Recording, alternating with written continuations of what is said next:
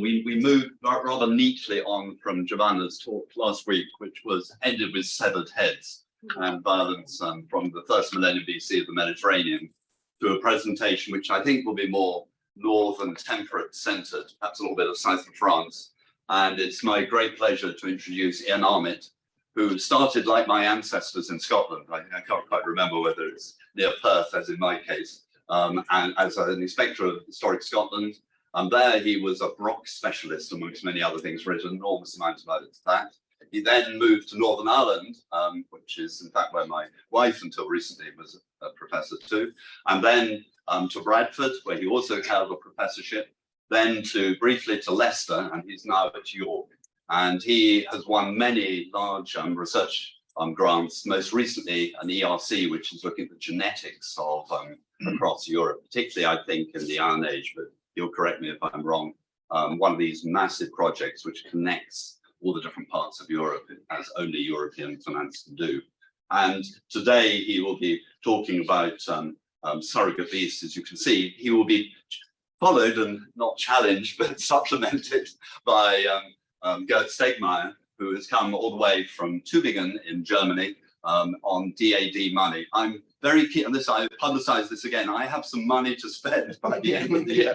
So if anyone has a favorite German ancestor or colleague or political opponent in Germany they wish to visit in a university, that's a serious offer. I can offer, I still have several thousand pounds to offer for travel to Germany. So that's something for you to ponder about. But what I'd like you to concentrate on this afternoon is not that sort of aspect, but is the theme of violence in the first millennium BC, as offered by Ian. Thank you very much.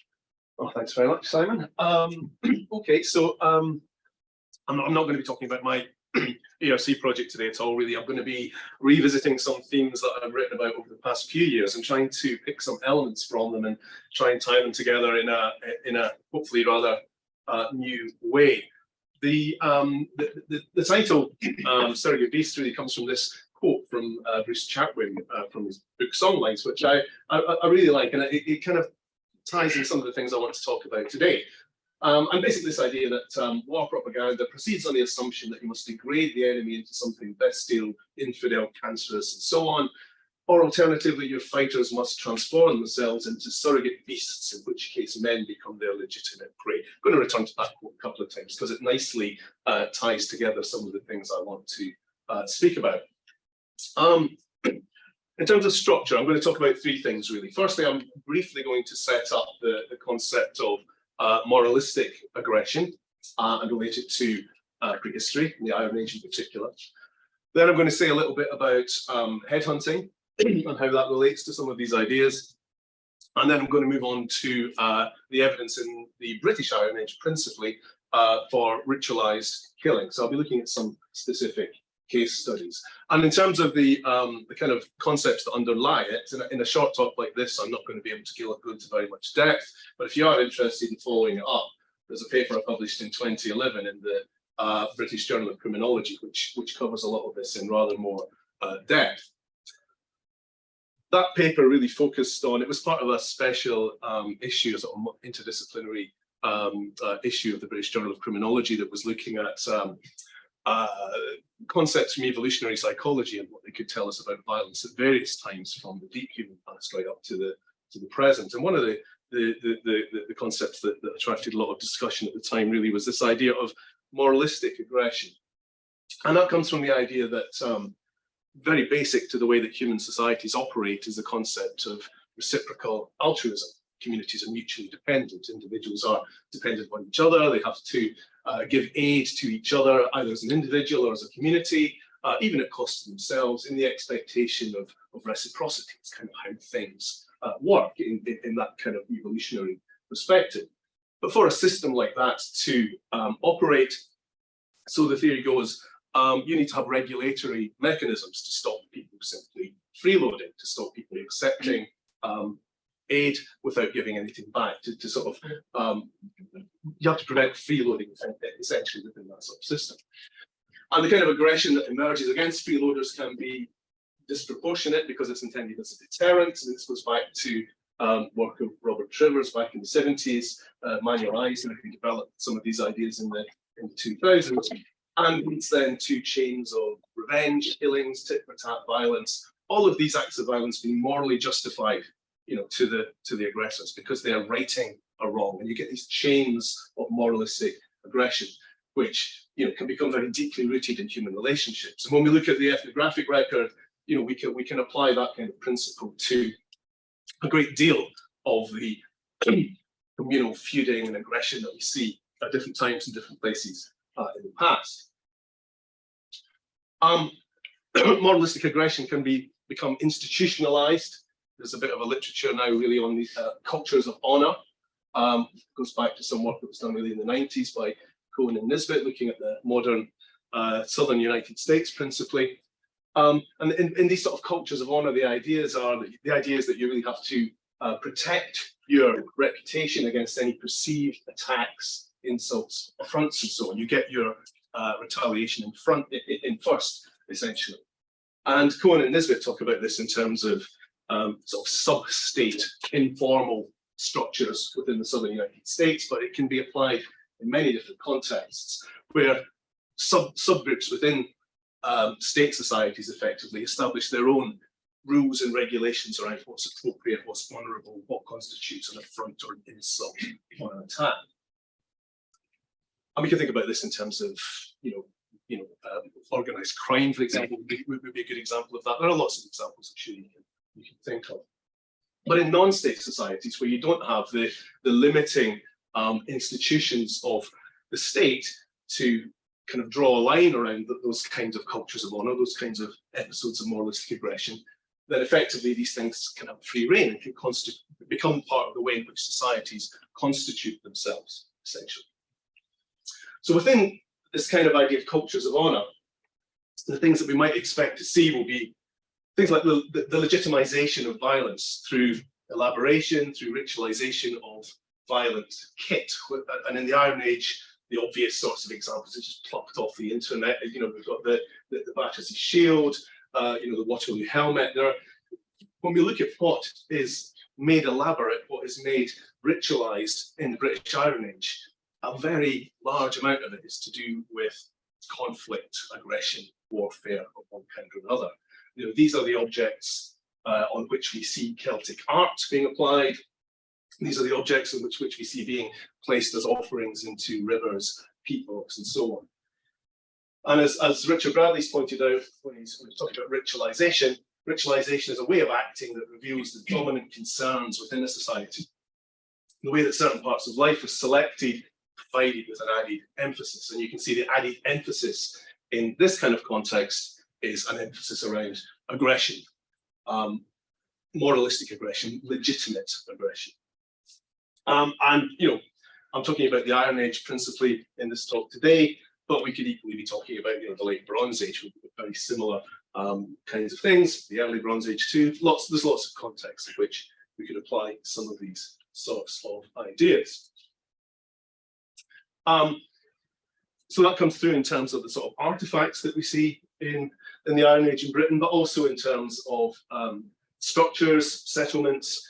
We see the elaboration of hill fort ramparts far beyond what's required for simple, practical defensive purposes.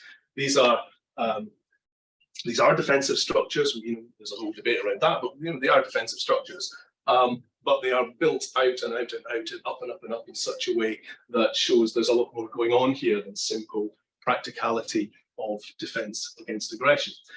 So this idea of righteous anger, moralistic aggression, I think imbues a lot of what we see throughout much of prehistory, and I think we see it very clearly shining through in much of the European Iron Age and certainly within the British Iron Age.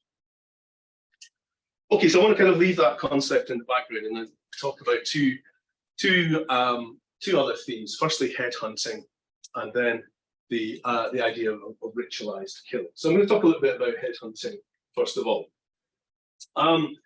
We have lots of evidence in Iron Age Britain for a special interest in the human head. Its removal, its curation, its modification. And we can see this pretty much across the whole of the British Isles. Anywhere where bone survives well, we're going to find human remains on settlement sites in peculiar sorts of contexts. And a few examples here to give a flavour of what we're looking at. It's a very well-known example excavated by Mortimer Wheeler at Stanwick in North Yorkshire, where you have a disarticulated head. Someone who's been decapitated, has suffered serious fatal perimortem injuries to the head, and has this particular head, which was a head because there were vertebrae attached to it, it wasn't just a skull, was apparently displayed above one of the entrances to the oppidum at Stanwick, and then subsequently fell into the ditch. At Danebury, there are numerous examples at the hill fort of Danebury in Hampshire of human skulls that have show signs of perimortem damage and which have subsequently been deposited in pit deposits, often with animal remains and other forms of deposits too. And then moving up into Atlantic Scotland, where bone preservation is generally extremely good, and therefore we have lots of evidence for human remains and settlement sites there. We have instances like this skull fragment from Hillhead Rock in Caithness, where post-mortem this hole has been perforated into the frontal, and that's one of a number of similar cases from that region where skulls appear to have either been suspended or perhaps attached to some object or fabric or something of that kind.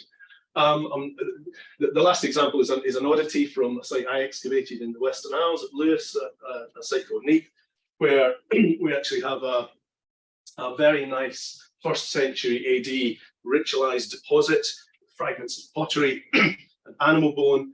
And this skull, which actually dates 1400 years earlier, as we found out when we radiocarbon dated it, which had apparently, we think, eroded out of a Middle Bronze Age cemetery a few hundred meters away, and had obviously become a very ritually charged and curious object and ended up in this ritualized deposit. But the point is really that what we're seeing, this is another one from Winklebury in Hampshire, is we've got frequent evidence for perimortem trauma, the removal and collection of heads, and their modification, their curation, and lots of evidence of a sort of cosmological underpinning of these practices. And we see that especially with the association of animal remains and skull remains at various sites in Atlantic Scotland and in Wessex. One other example, just to flag up, because this is a relatively recent discovery, from the site of Orm's Arbour in Hampshire, from the remains of a little oven, there's this fragment of adult human cranium, which is charred on the outside. It's been exposed to heat on the outside, and the inside has been coated with some kind of resin, which appears to be pine resin, which appears to have been painted on effectively to create this kind of amber or gold colour, to kind of create this effectively skull cup or vessel. And that inevitably ties us back to some of the written sources about the Celts. We're jumping a long way here, both chronologically and geographically. But this idea of coating skulls in gold, using them as drinking cups in religious festivals, and that kind of thing, which Livy talks about in relation to the Celtic migrations into northern Italy. So, as Simon, I think, mentioned, I did a lot of work on headhunting, and I'm going to just flag up a few thematic highlights, really, from some of that research. But if you want to read more about it, the book here, Headhunting in the Body in Iron Age Europe, will give you much more information on that. But some of the key things to note about headhunting is that unlike what you might read in some of the more general literature, headhunting is certainly not a Celtic phenomenon. It's not limited to either geographically or chronologically or culturally to the areas that we think of as Celtic during the Iron Age. It's much more widespread than that, and neither is it limited to simple, flat, or tribal communities. It's something which is, as far as we can see, is always very deeply embedded within cosmological life and cultural life within different societies. But it hasn't got there isn't one blueprint for understanding it. As societies change, the role of headhunting within those societies changes too, and we can follow the historical trajectories of that change where the evidence allows us to do so. In Britain, that's tricky. And that's why really in the book, what I did was focus on the area of southern France around the periphery of the Greek colony at Massalia, where indigenous communities in this region, from around about 600 BC onwards, adopted elements of Greek sculpture. But what they didn't adopt was any of the content of Greek sculpture. In fact, pretty much the only thing that these communities created with these sculptural techniques that came into these communities were monuments to headhunting, monuments to the human head. And I want to look at some of those now. So in this area, we've got a combination of archaeological and osteological information. So this is a head with a spike in it that was displayed at the site of Entremont down here. But we've also got this very, very rich iconography and a fairly rich literary record as well that can trace a certain amount of the historical trajectory of the communities in this region. So we can see some of the ways in which headhunting changes as a practice from around about 600 BC through to the point where the region comes under Roman control in the 1st century BC. Just to give a little flavour of that, some of the earlier head sculptures come from the site of Entremont again. I'm really just going to focus on Entremont. And these early sculptures are of a very specific kind. They seem to relate to a sanctuary on the hilltop at Entremont that was subsequently remodeled as an oppidum in the 2nd century BC. And so a lot of these sculptures were found in secondary context, but they're still being displayed very clearly and still retained significance in this later period, but they relate to something a bit earlier. So this is one of them, used as a threshold slab, but this is how it would originally have stood as part of a larger monument. You've got a collection of 12 human heads carved here.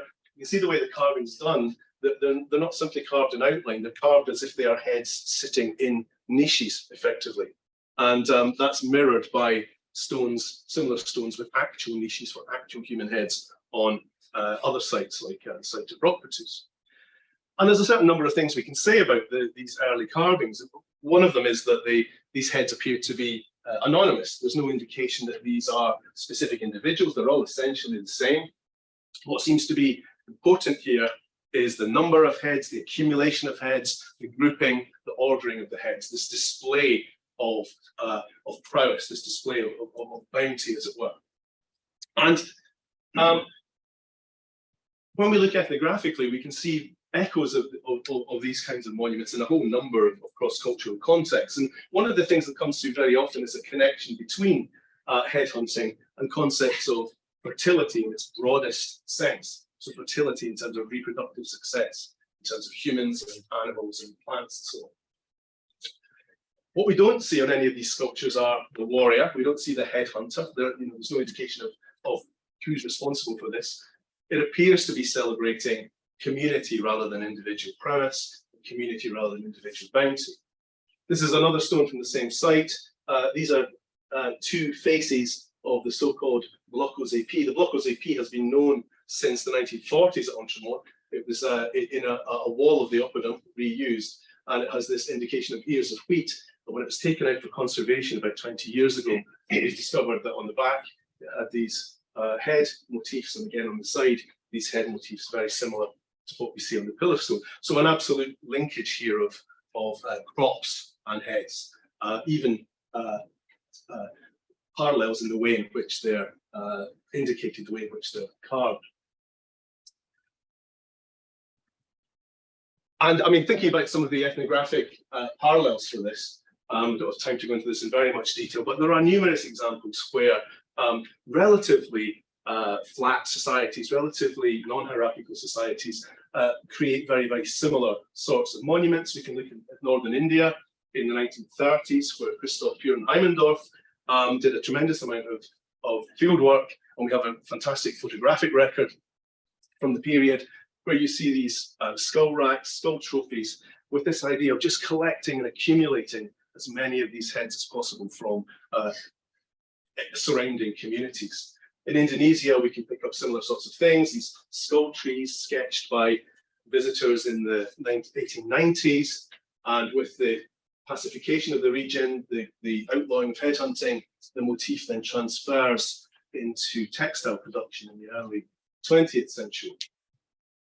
And in all of these cases, the headhunting practice is cosmologically underpinned by this idea of bringing benefits into the community, which are usually expressed in terms of fertility in a very broad sense. So one quote from a Naga informant from the 1940s, if we don't get ahead every year, the crops will be bad, the pigs and cattle will not increase, our children will get ill. We cannot say why that should be, it's always been like that, which is an almost perfect summing up of the difference between cosmology and religion.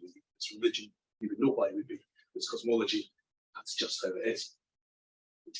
So headhunting in these societies addresses cosmological concerns, and the heads themselves act as mediators between the physical world that people inhabit and the spiritual world, the supernatural world that they want to influence, that they want to gain benefits from. And these heads act as intermediaries between those two things. And I've argued that in the early period of headhunting that we see in southern France, that appears to be what's going on. Things change very markedly in southern France when we come into the 3rd century BC, when we start to see the emergence of more hierarchical societies, we start to see the beginnings of a clear elite. We still see lots of headhunting imagery, but the nature of that imagery changes dramatically. The best example is a collection of probably around 10 warrior statues from Entremont that were iconoclastically smashed up probably after the Roman ransacking of the site, because it's impossible to reconstruct any one of them securely. But you have these basically series of seated warriors holding piles, collections of severed heads. This is a reconstruction of how one of them may very well have looked. And things have moved on a great deal here. Firstly, although the warriors are all essentially the same size and more or less the same clothing and in the same position, great care has been taken to individualize the faces. In a non-literate society, we're meant to know who these people are, I think it's fair to say. And similarly, the heads themselves are heavily individualized. There's none of that kind of anonymity that we see in the previous earlier sculptures. And what we have here really then are the elite warriors who are emerging at the head of this society, inserting themselves into that chain between community success, heads, and the spiritual world, as it were. So instead of this being a sort of communal enterprise, we're now seeing this associated with specific individuals, and the heads that you take are now important too. And again, we can see that reflected in a number of cases in the ethnographic record. Going back to the quotation that I used at the start, it's interesting that we also, I mean, the Taras of Nov here, which dates probably to the 1st century AD and is one of the last elements we see in this particular iconographic tradition, makes that kind of ideological linkage very, very clear, this idea of the relationship between the elite warrior and the animal. So effectively, you've got the linkage of the warrior to the wild beast, violence therefore being part of the natural order, it's part of the way of things. It gives it this kind of moral authority, this sort of idea of performative masculinity, the enemy as legitimate prey. And that seems to be where we get to at the point where the society then becomes absorbed more fully into the Roman world in the 1st century, probably towards the end of the 1st century AD. Okay, I want to move on from headhunting and look at another aspect of violence in the Iron Age, which again relates to some of the same sorts of ideas. Moving back into Britain now for the examples I'm going to use, and I think some of them will probably be fairly familiar to you, maybe not all of them, but some of them probably will be. So we'll start off with probably the most familiar, Lindo Man, the bog body found in a bog in Cheshire, dating probably to the 1st century AD. A male or adult male around 20 years old, probably naked when he ended up in the bog, apart from a fox fur band around his left arm, which you can just about see in the image there. And one of the things that was most interesting about the way in which Lindo Man ended up in the bog, and which echoes a lot of what we see in bog bodies across Northern Europe, is this very complex sequence of injuries. And the ones that are secure, and the ones that can be, because one of the problems with bog bodies is, of course, there's lots of post-mortem damage in the bog. There's lots of issues around bones bending and breaking post-mortem. But what we can be sure of with Lindoman is that he had 2 or 3 axe blows to the head initially that were catastrophic, would have definitely been fatal, but didn't kill him immediately. He then had a cord placed around his neck and a stick twisted in it to break the neck, which would have caused clinical death. And then his throat was cut. So you've got at least three fatal injuries applied to this individual in what has to be seen really as a very complex and a very ritualized kind of way. He also, it turns out, had traces of mistletoe pollen in his stomach, which, as you know, is a plant that's supposed to be ritually significant to the Druids in the Iron Age. Well, it's unusual to have that in your stomach. Maybe that's a strange thing. Was it dipped in a drink, maybe, or brushed across food? How did that happen? It just adds to this kind of idea that this is an unusual individual who's died in a rather unusual way. And he stands for a number of bog bodies in Britain and in continental Europe, where we can really talk about overkill, where we must be thinking of the participation of more than one individual in the killing. Are we also thinking about perhaps an audience for the killing, the sort of very kind of performative and theatrical violence that's being carried out? But certainly more than one person involved in the killing itself. A slightly more recent find from Central Ireland is Old Croghan man, who echoes what we see with Lindoman in a number of ways. This is all that was left. This is all that was found. We have a very unusually tall young man for the period, about 6'6", probably based on the long bone measurements. So he would have stood out as an individual in that period. Again, naked. Again, apart from plated leather band around the left arm. So, this starts to conjure up some very specific echoes, really, of what we see with Lindoman. And he again had been through a whole series of traumatic attacks. The diagram shows some of them. He had his nipples cut off. He was stabbed in the chest. He was pierced through the arms with hazel rods, either as some form of torture or else as some form of restraint, or both, prior to death. He was decapitated, and unlike Lindoman, where it's just simply survival we've got left, this individual was actually cut through the torso. The other parts of the body were never recovered. It's possible they're in other parts of the bog, or they were disposed of in completely different ways. But again, you have this sense of someone who was treated in an excessively violent way, an unnecessarily violent way, whatever the reason in wanting rid of this person, presumably by multiple people, presumably over a protracted period. And one of the things that Lindoman, Old Croghan man, a whole range of other bog bodies too, one of the concepts that they bring to mind, really, going back to where I started with moralistic aggression, is this idea of sort of moral engagement. How do people do this kind of thing to somebody? How do they justify it to themselves? How do they make sense of it? And when we think about how people morally disengage from actions, there are a number of things strategies that they use, and a number of these strategies appear to be happening in relation to these individuals. So the idea that we have multiple assailants and you have that sort of diffusion of responsibility, there's no one person doing this. So it's like a firing squad in a way. The firing squad, part of the idea is that no particular individual is the one who does the killing. It's the responsibility is spread. We have that same diffusion of responsibility here. We have the dehumanization of the victim. Not in these particular cases, but these individuals appear to have been naked when they were killed. In other cases in Northern Europe, we have shaving of the head and deposition of the hair after death, sometimes partial shaving of the head. We have the fragmenting of the body. We have the robbing of any kind of personal human identity in these individuals.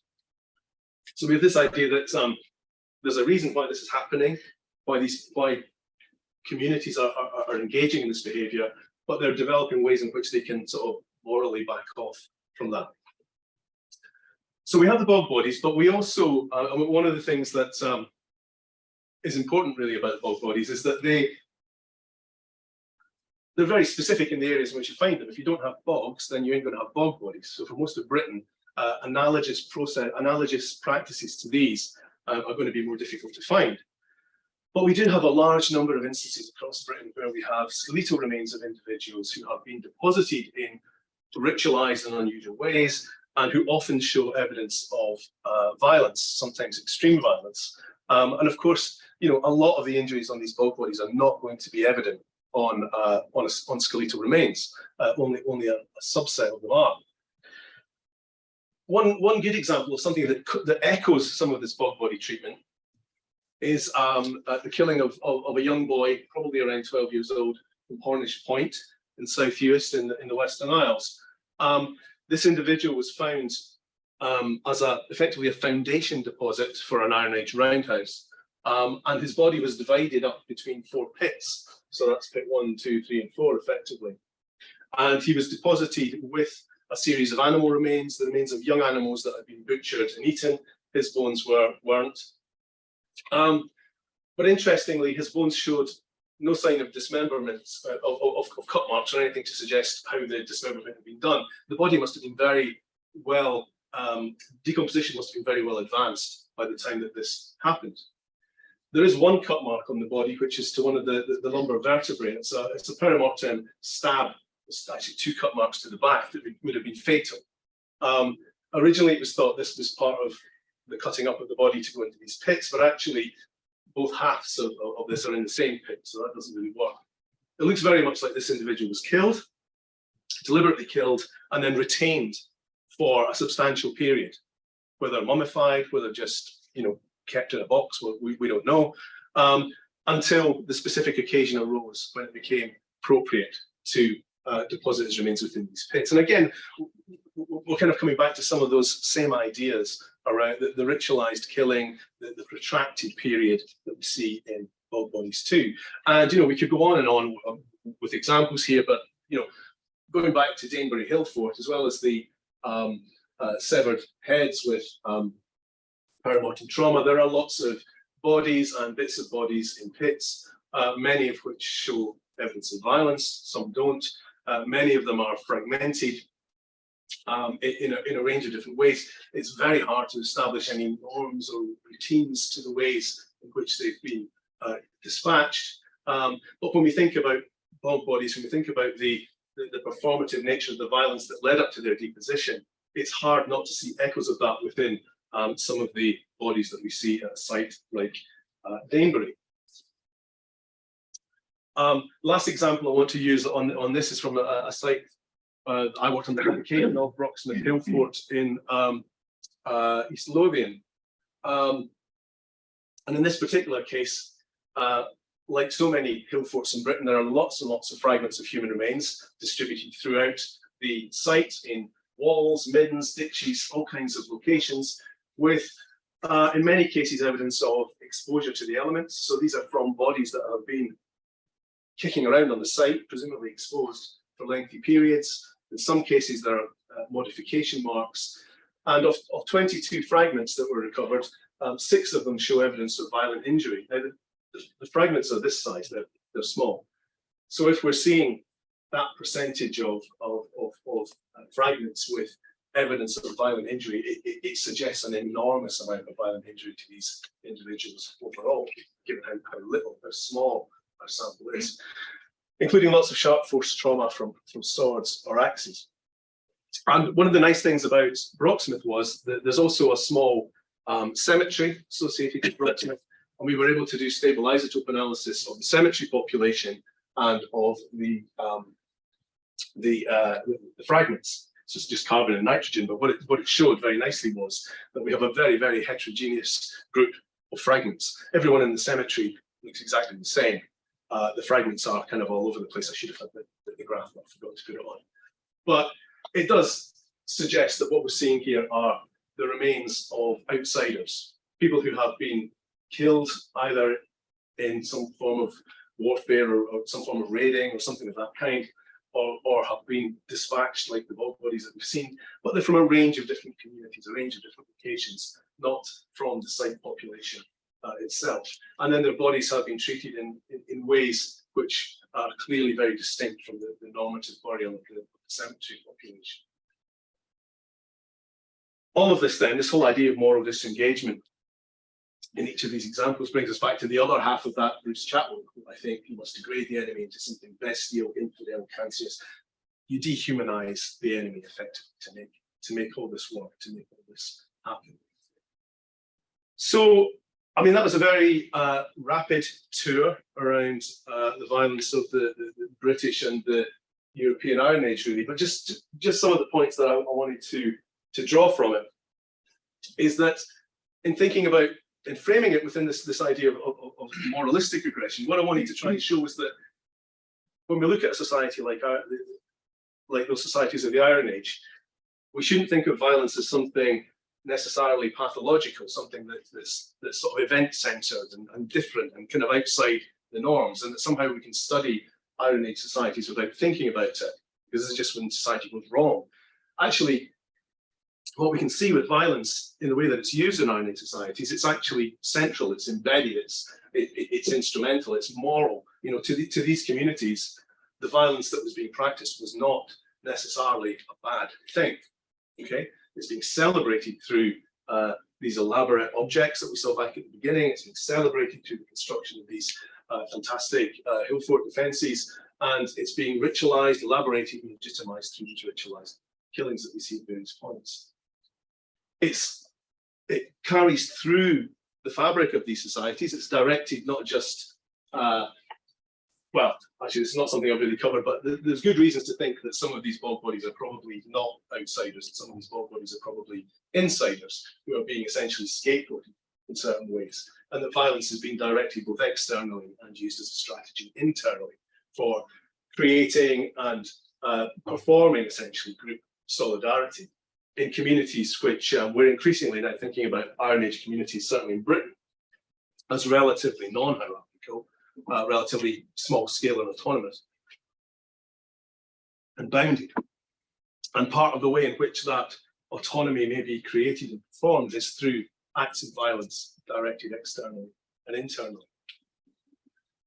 So I think that if there's a message really, what I would say is that we need to move away from studies of violence. Very often studies of prehistoric violence are treated as if they're like a separate sphere, a separate thing that can be taken apart and studied in its own right.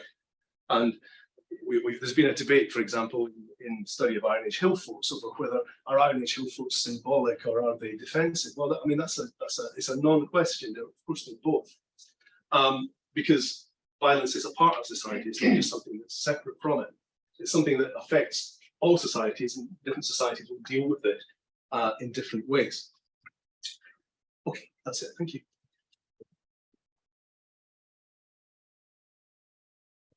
Thank you very much. We now see violence as central to human experience. In some ways, that could be interpreted as depressive or depressing, but in fact, it is so central to these societies. When I was, I had an experience of Seamus Heaney speaking, reciting his Bog Bodies poems alongside Valerie Hall, who had analysed some of the bodies that you actually showed. And I suppose it raises the question, we'll come to questions in a second, it raises the question of what role, is there a continuity in the sense of violence in our own society? I mean, we see violence on the eastern front of Europe now, but you know, it does raise the question, is there something that is really essential to what it is to be human? Not necessarily, there's a positivity there, as you in a sense sort of tried to outline, because it expresses the fabric of that society as well. So it's not entirely a negative perception, I would suggest. But let's come to those questions in a second. And it gives me enormous pleasure to introduce once again Bert Stegmaier, who has come from Germany. He is a Heunerberg man, if I can put it that way. Had a lot of work on the Heunerberg, but he's also more recently been working on the Heidengraben on later Celtic remains. But today he's going to give us some of the latest discoveries as well as some of the older ones, and the evolution of the use of the human form, the actual body itself, the bits leading to the head, as I've seen in the preview, from particularly southwest Germany. Gert, the floor is yours. And then we'll move to questions later. Well, first, thank you very much for the invitation, Simon, and the University of Cambridge to the seminar. I'm very sorry I haven't brought very much violence today with me, so will be a very peaceful and short presentation about human heads and maybe ancestor cult. This one? Yes. Well, if we look on the topic of headhunting or ancestor cult in the Iron Age in southern Germany, we have to look first a bit closer on the human skull or on the human head. So therefore you can see here a picture. We have different parts. It's in Latin it would be the os frontale and the os parietale, the complete calvarium, and if we include the mandible or mandibula in Latin, it would be the complete skull. These parts were used during prehistory in a special way. If we look on the southern part of Germany, we can see that the special use and treatment of heads goes back very far in prehistory. In concrete, we have during the Bronze Age or during the late Bronze Age, so-called Urnfield culture, the first rise of a number of human skull or crania pieces. This number rises again in the early Iron Age, the transition from the late Hallstatt to the early Latin period. You can see some examples here on the left-hand side from the Middle Rhine region, or as Simon already mentioned, from the famous hilltop settlement, Hallstatt hilltop settlement, the so-called Fürstensitz of the Heuneburg in Baden-Württemberg. Those fragments date in the time span between the 8th and 6th century BC. We see some round or disc-shaped pieces of bones of the human calvarium or cranium with drilled holes. The ones from the Heuneburg got a rectangular shape, and this one's a bigger part of the, it includes the os parietale and os frontale from the Hunsrück culture. If we move on, we see that during this time, also in the late Hallstatt and early Latin period, for the first time, human parts of human skulls or calvaria appear inside of post holes in settlements. It's the first time. So this is menschliche Schädelteile in German. Sorry, I didn't translate that. This was published by Peter Trebsche in 2005. So this underlines that the presence of human skull parts in or human head parts in the settlement is increasing very much during this time. If we look on the Heuneburg especially, I did my PhD work about that, we can see a very nice example for that. So there was excavated in the year 2000 a house structure which was broken down and rebuilt a couple of times. And so you see post holes here and different house structures on the outer side. And in the center of this house, there was an oven. And like Ian Armit showed already, this is a close parallel. I didn't know that. From Ormond's Arbor, is that correct? Yes. Yeah, it's very, very interesting. So that's the first time I saw something closely linked to this structure. So we have the oven here, and I'll show you some pictures. So the oven was also broken down and re-erected a couple of times, and you see the stone layers on the bottom of the oven, and the burnt clay layers, and then again a stone layer. So it was rebuilt a couple of times. And the very interesting and astonishing thing was that beneath this the first often part of human calvarium was deposited, maybe in form of a cup. We don't know exactly. We examined this part of bone, but we couldn't find very good or clear cutting structures. So it's just at the moment we are doing some research again, part of bone which could have been used as literary sources also show, could have been used as a cup or drinking cup or something like that, or just as a bowl to deposit some liquid or some food. We don't know. In the end, if we look on the osteology or osteological results, you see again here some pictures inside and outside of the fragment. If we look on the osteological results, we see it was part of the skeleton of a 30 to 40-year-old man. The scar sutures on inside haven't been fully closed. It's the complete os frontale as well as parts of the left and right os parietale. Some black spots outside show that this piece of bone had exposure to a high temperature around 300 centigrade degree, and it was already fragmented before it was deposited there. And we can see no clear violence impact on the fresh bone. So that says that this skull or this skeleton was buried a long time before this part of the head was taken away.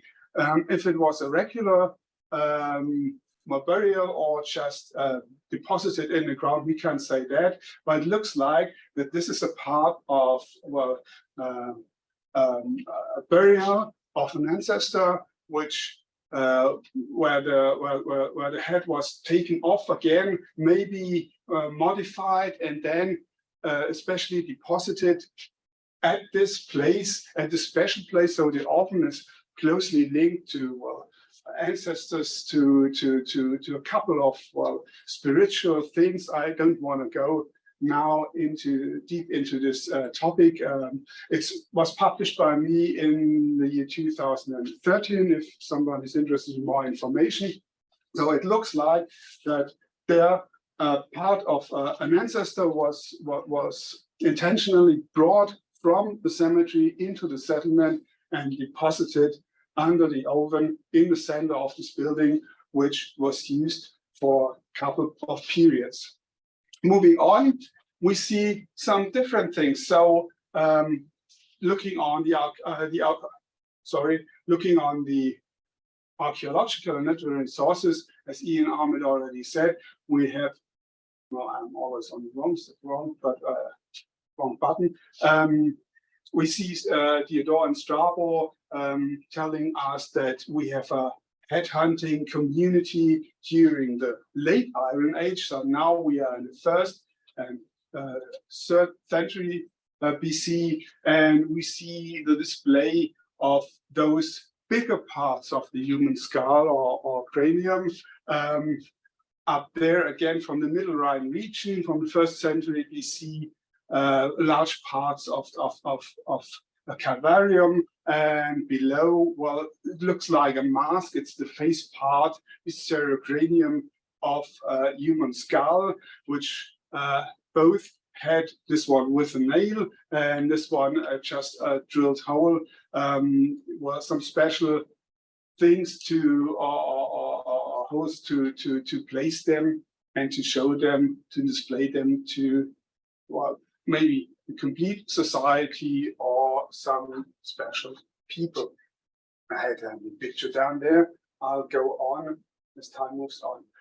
The interesting thing is that during the time we see a development from, well, the special use and treatment of parts of the human skull, which is mainly in the early Iron Age, late Hallstein and early Latin period, the os parietale, on the left hand and right hand side, and then it moves on to bigger parts until we see a usage of the complete cranium and the display of the complete cranium. So it looks like that we maybe have in the beginning an ancestral cult where those smaller parts were used with drilled holes as amulets, and later on the display in form of headhunting trophies.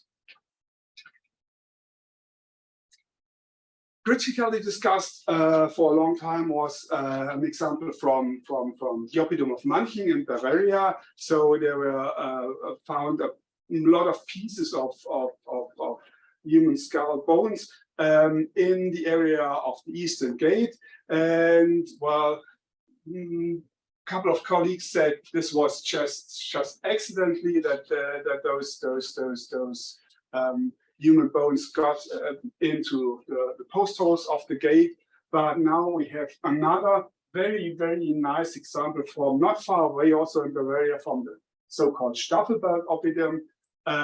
So it was excavated just a couple of years ago. You see some digital reconstructions here, and there were found a lot of bones of the human skull, also some mandible, jaw bones in English, mandibula in Latin.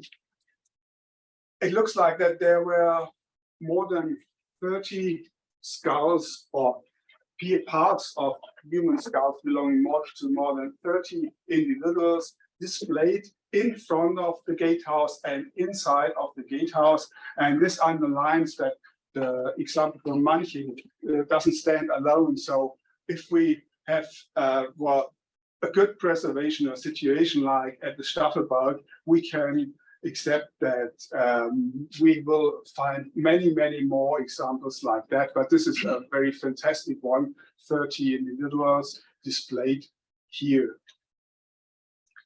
So if we look on the time span from the 8th century to the 1st century BC, maybe we've got a development from parts of the cranium, mainly os parietale and os frontale, used as amulets, drilled holes in form of an ancestor cult, moving on to complete skulls and parts of the visceral cranium, the face, which could be headhunting trophies, like Ian Armit showed, and maybe probably symbols of a still enduring ancestor cult. We cannot say in every case it's headhunting or ancestor cult, but if we compare it with other regions, we probably have both,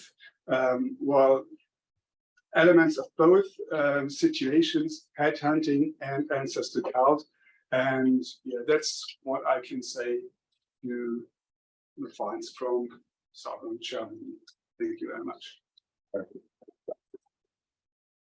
Thank you very much for noting the complementary account to what Ian presented, giving some extra detail from Central Europe. We now pass over to questions. Could you monitor anyone externally to the room?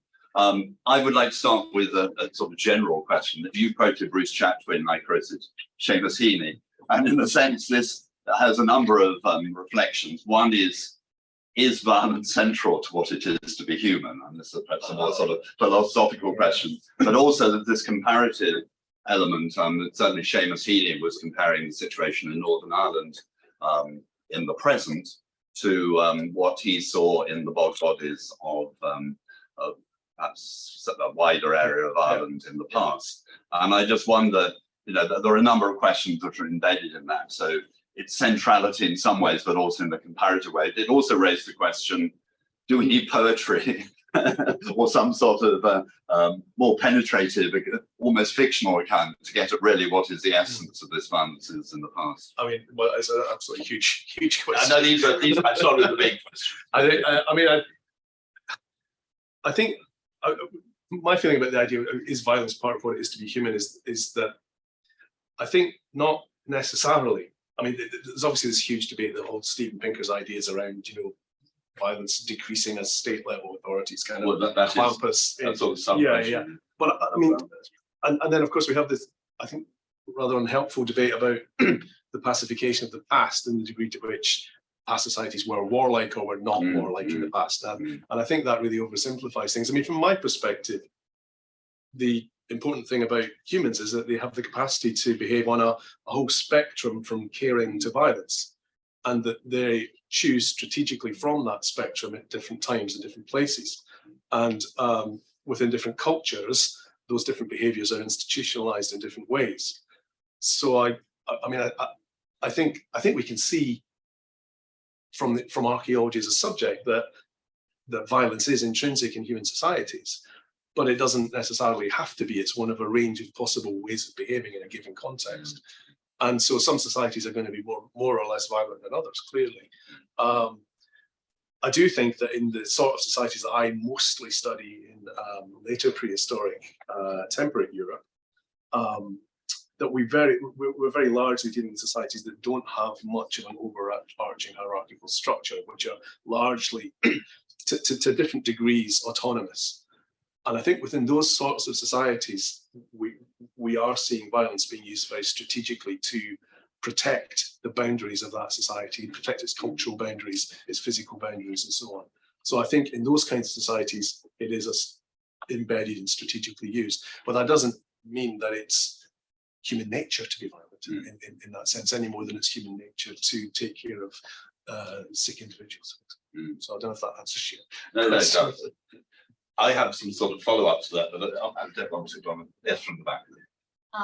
Thank you for the talk. I don't know much about Iron Age Europe, so I might have a very basic question, but most of the really popular examples that you see, like the Lindo man, are men, male, and I wondered, do you see is this a thing that is divided along sex lines, or is it more just that what we find we can sex?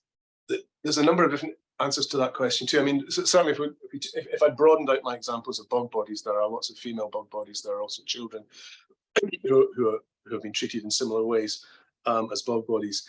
In terms of headhunting, I addressed the gender questions in the book quite a bit. It's very hard to generalize. I mean, the ethnographic record is obviously, no two societies are the same. But one of the things that does appear is that when societies are flatter and less hierarchical, where headhunting is practiced, there tends to be an any head will do approach, where it doesn't particularly matter who the victim is, and therefore it's generally the most expedient victim, which may be an elderly person, it may be a pregnant woman, it may be a child, and that doesn't matter. That's not seen as a problem. As societies become more hierarchical, as they do in East Samba, for example, one of the cases I showed, you see a change in behavior where headhunting becomes more targeted on warriors, and it becomes more to do with sort of the performance of masculinity, essentially, that it's males targeting males. So I think you can see certain trends in that direction. In terms of the Iron Age material, there's certainly a mix of male and female, in terms of the sort of bodies that are found on settlement sites that have been subjected to some kind of violent treatment and curation. So it's not gender specific in those. Thank you. Thanks for a fantastic talk. I listened with real interest, and I know very little about the European Iron Age at all. I mostly work in historic contexts in East Africa, largely with pastoralists and communities that are often hugely presented as being defined by aggressive male conflicts and violence. Maasai, Pokot, Turkana, Karamojong, etc. still today often presented in the media as communities defined by that, by inter-community violence. And there's a huge literature that picks apart the complexities of that violence. One of the key things that it does is to pick apart the simplistic presentation of inter-community violence as actually one which is largely driven by community tensions over age and generation and gender. So in effect, young males competing with elder males in their society can't kill their fathers, but they can go and kill their neighbors to solidify their position within their own community, etc. So you get these very complicated networks of how violence is expressed. But the deeper critique of those narratives of violence has largely in the last 2 decades been one of, well, actually the focus on violence itself obscures the real nature of these communities within which violence is a very outward expression, but the actual functioning of the community on most daily basis is not characterized at all by violence, but by very neat inter-community relationships, by institutionalized networks which shift goods and friendships across the landscape, by very good intergenerational relationships. And these violent episodes, which are very public and very visual, are episodic and actually don't really characterize those societies at all. And so the major critique there is that actually this is a sort of double androcentrism, where you have a very visual androcentric performances within society, and then a whole load of focus by androcentric male researchers who get excited by that kind of violence and then study violence, and so the whole society gets characterized as such. Do you see that tension happening here? I mean, well, yeah. I mean, to a significant extent. I mean, one of the big problems in researching this subject is the literature that you have to use in terms of trying to understand more recent societies is a hugely problematic literature that was mostly put together in the the 19th century. Some of it extends into the early 20th. But I mean, so it is very, very, very difficult to unpick. But what I would say is, I mean, in terms of the material that we're looking at in the Iron Age, I think, I mean, as I said in the talk, I mean, I think what we see in terms of the osteological evidence, for example, is that violence is a hugely important thing within the society. So we can see it from the bottom up in the sense of the proportions of people who die violently, or the ones that we find who died violently. But we also see it from the top down in terms of as I said, the elaboration of objects, which objects are actually made elaborate within society, which ones are promoted. And obviously that's not reflecting everyone in that society, it's reflecting a dominant group within that society. Yes, I mean, it's problematic, and it's something we have to be careful of. But I think it doesn't undermine the point that when we study these societies, we have to factor in how violence is integrated into other elements of them. So we can't understand our societies as functioning in a certain way, but then occasionally they're raiding each other and killing each other. That is embedded within the societies themselves. That is part of how they function and part of what they are. So I think what I'm arguing for really is that we need to try and forget about this symbolic warfare distinction and actually think about how the two things knit together and how they articulate within these societies overall. Sorry. There's a question back there. Go ahead. Yes, my question is about the link between the headhunting and ancestor cult phenomenon. Broadly, you're talking about symbolism and how this violence is incorporated within society, but also that it's a cosmological thing rather than perhaps a religious thing. Is there any sort of way where they can be linked in terms of a broader social framework? They're absolutely, well, yeah, they're absolutely linked, and I mean, I think when we look more broadly, where the head becomes important, it becomes important in all kinds of ways. So the heads of other people are important. The heads of your own community, your own ancestors are important. So, I mean, the case I showed of Führer Heimendorff's work amongst the Nagas in the 1930s, those same communities who were displaying racks of enemy skulls and so on, in the same villages are displaying the heads of ancestors and curating the heads of ancestors. Archaeologically, of course, that becomes a nightmare. How do you begin to tease these things apart? And I guess we're lucky in southern France that some of these sculptures are pretty unambiguous in terms of what they represent, but in other cases they're not. So Brocksmith, for example, that was why we were using stable isotope analysis to see if we could distinguish between the populations who were in the cemetery and the population of those individuals who were fragmented and lying around. And we were able to do it there, and that's been done in other cases by other people as well. But it is very difficult to tease these things apart. And obviously, the cases that Gert's talking about, we could debate, you know, the how we do that. Thank you. Can you see anyone? No. Yes, at the back there. Okay. I have some follow-up questions at this time, but I can ask in the pub. By the way, yes, at a certain point, we will move to the pub where we've reserved a large table, and you're all, and I will offer the first drink. so if I cut off at a particular moment, it's more time orientated than anything else. Anyway, I forget who is. You can probably see standing up. Yes, Oliver. Yes, fine. Thank you. That's all. I was just really interesting discussion. I'm thinking about how we think of violence in acceptable ways in recent human histories and societies, and there's often violence as punishment.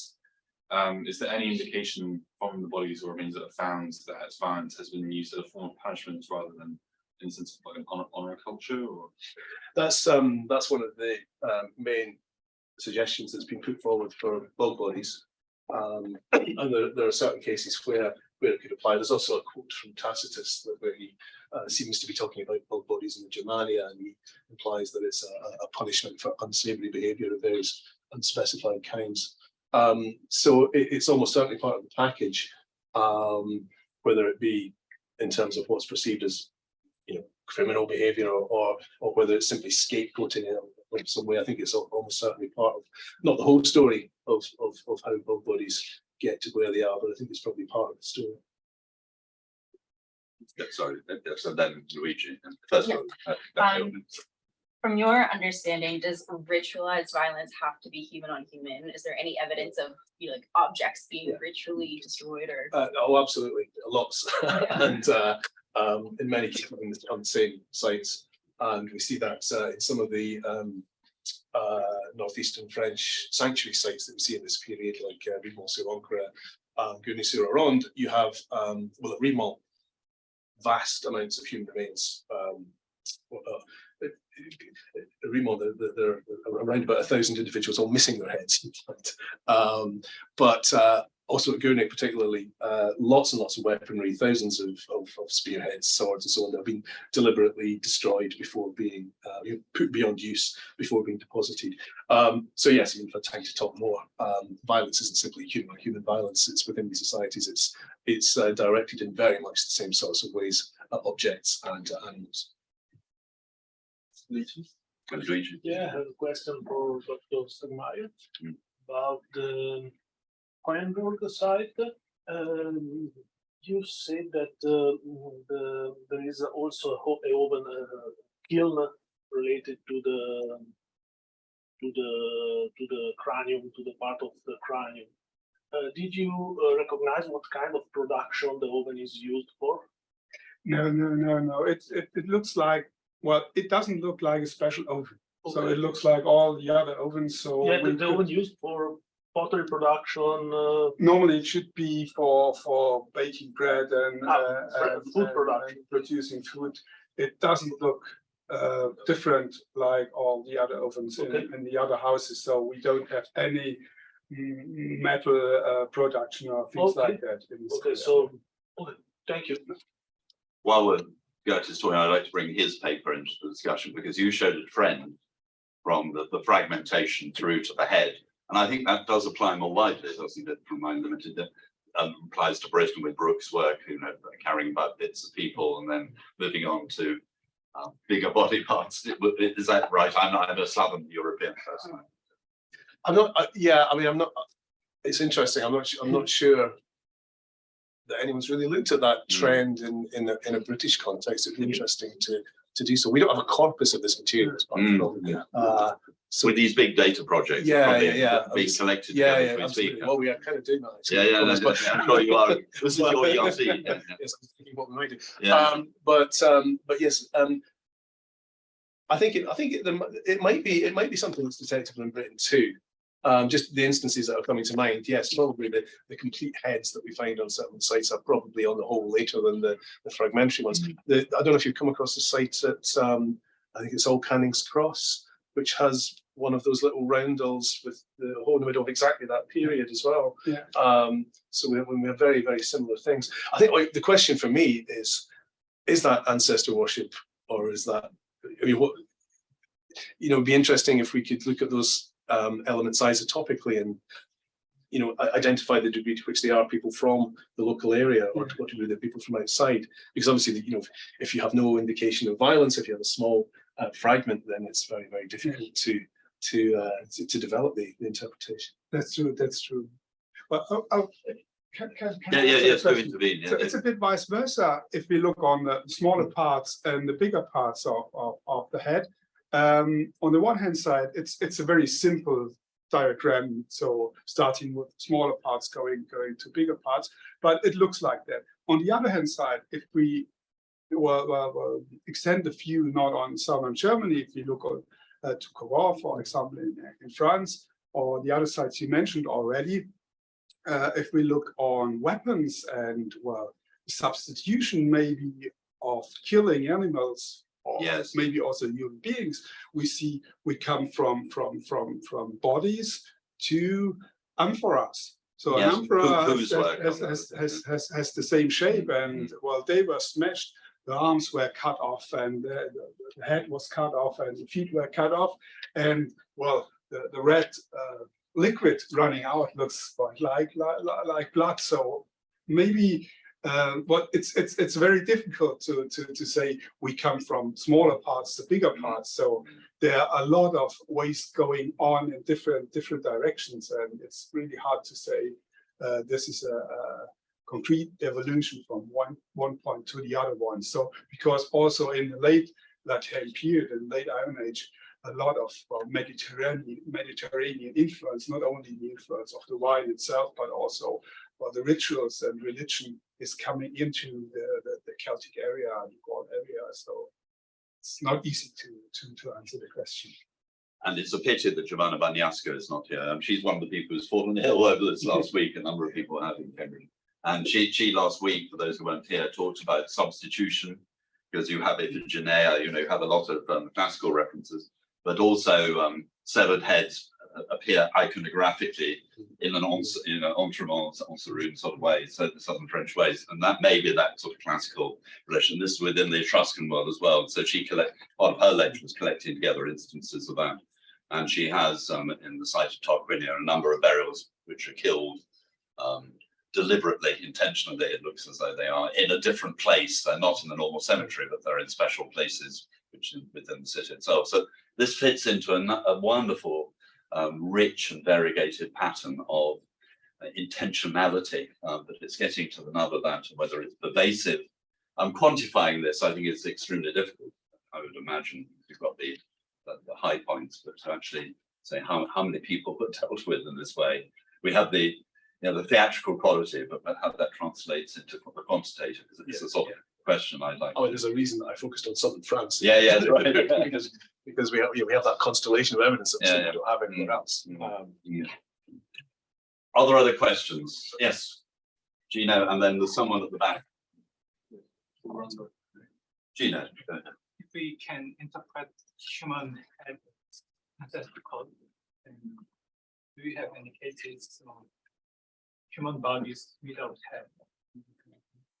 Yes. It looks like that, but in the end, the amount of data is very small. So there was some research undertaken in Austria and also in Bavaria. We should do that also in the southwestern part of Germany, but we don't have many burials or graves which were excavated in the last couple of years. Most of the excavations took place in the beginning of the 20th century or the end of the 19th century, and we don't have very much information about the skeletons in the graves. But it looks like that the heads were especially taken out of the inhumation graves and maybe used for other things. So one of my colleagues, I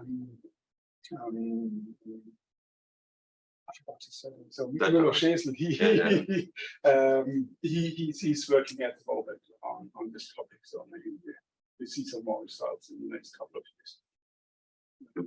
And then someone at the back. Small question, but We'll make this the last question. Anyone else who wants to join us in the pub is extremely welcome.